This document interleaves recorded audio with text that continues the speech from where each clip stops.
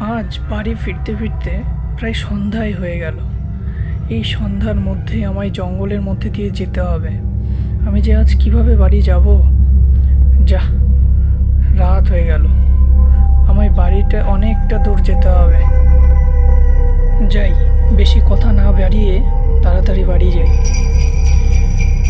ইস, কি যেন একটা আওয়াজ করে উঠলো, কেমন একটু ভুতুরে আওয়াজ লাগলো। না, এখান থেকে এখন আমার চলে যাওয়াটাই ভালো। আমি এগোতে থাকি। এই বনের মধ্যে দিয়ে কতদিন কোনো লোক যায় না। আজ কোনো লোক গেলে তাকে মোটকে ধরবো। আজকে এই পথটাও ফুরোচ্ছে না, তাড়াতাড়ি যেতে চাচ্ছে কিন্তু যেতেই পারছি না। ইস, এই তো দূরে দেখতে পাচ্ছি একটা মানুষ আসছে এই দিকে।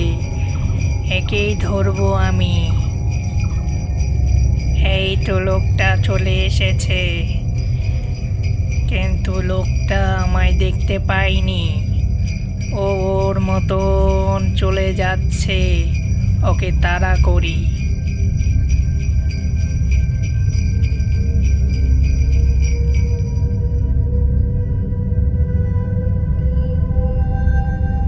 কে যেন আমার পিছে পিছে আসছে, বুঝতে পারলাম।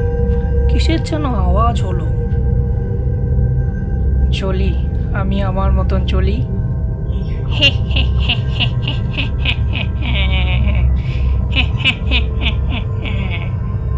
কতদিন পর একটা মানুষ পেয়েছি, আজ তোকে ধরে খাবো।